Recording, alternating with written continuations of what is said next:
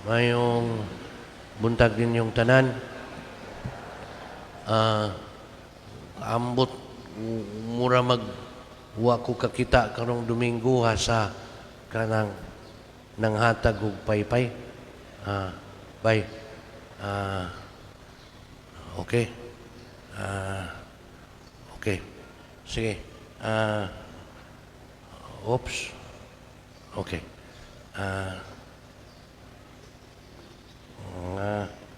Okay, sige lang. Okay. Sige lang. Nauwa na ni noon tingali. Sige. Murag ko kakita sa naghatag og paypay ng mga couples karong Domingo. Amot og asa sila. Pero kining gihapas na. Sige bro. Wala problema. Pasalan sa gining mga bata na kanang magdagandagan inigukod nimo kining basta padung ka mudagan og samot inigduol iniglayo ka muhunong kanang nindot man magpagukod no uso man na sa salida sa una kanang sa baybayon ginukdanay silang Nora o Tirso o Nora Honor ba nakabot kay nday sige dihay bata nga pastilan kana lagi maluoy ka sa ginikanan maluoy ka katong nag-apas ang inahan kay basta magpaduol mo palayo o niya og layo na magpaduol siya kay masuko man sa dog dili apason niya kana ba kanang magpaatiman niya inig kugos nimo mo kisi-kisi man kay magpabutang niya dagan na sad niya imo na sang sundon dili sayon pero ayaw mo gundang o dahan ninyo sa bata kasagaran ba makaingon ta nga di ko kasimba brother kay na magukuy gamay niya kano sa maka mawadan og gamay labi na kung kanunay sad mo dako imong tiyan ina na gani so alam mo kabalakan niya sa mong kadisturbo sa tinang mas mahiganin na kaya itong gianad-anad sige balik ta bisan na gani ang kanang pag-atiman usahay sige ni kanan ka mawadan sa pasensya mainit ang kay dili bayasad sayon disad sayon mo nang nindot ang atong pagampuway ug ang atong pagpangayo ug kusog ug kaligon unya kini asa man ta kuha susama ba sa kusog ug kaligon nga nahuptan niadtong mga magsuon nga gisgutan sa first reading Pastor Laugaw ang hinungdan na ganitong first reading nga sila gipaantos baboy ra gyud amot gyud sa pagluto humba ba gunsa pero gipugos di ka mukaon paantuson ta ka gipatay gani niya ang katong kusog nila og kaligon nga miingon ayaw di nako biyaan ang akong namatan og buot gumikan sa akong gihuptan nga pagtuo kana nga kusog kana nga kaligon nga bisan gihulga di bisan gipaantos gani gipatay pastilan kanang nakita nila nga hinungdan nga nakapahatag nila kaligon kana atong pangayoon sa Ginoo na tanawa ang argumento di ang gipahayag ni Jesus sa ebanghelyo ang second reading miagdaman si San Pablo ampo kita aron atong mabatunan kanang kaligon kanang bisan gani kanang pag-antos kanang pagkamainantuson aron makalahutay ikaw buhat sa matarong ug maayo sa imong pagkaikaw maginikanan man or maanak man kanang grasya ka kanang kusuga kanang kaligon diin nagagikan katong ilang nahuptan ato sad nga pangayoon karon nining atong pagsaulog santos nga misa tanawa ang pasalig nga atong nadungog sa ebanghelyo. Once again, no, ang pasalig, miingon si Jesus, dili lang pagtubag sa isyu nga kinsaman ang asawa, ang bana aning bayhana nga pito kag suon nga nakapangasawa man nga nangamatay nga wag yun sila anak nga nahatag.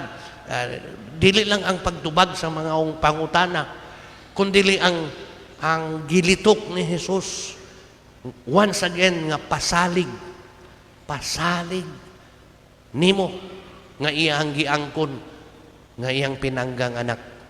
Ang pasalig nga nagingon bisan pa beyond sa kamatayon, naa siya mag-atiman, mulig-on nimo kay ikaw iyang pinanggang anak.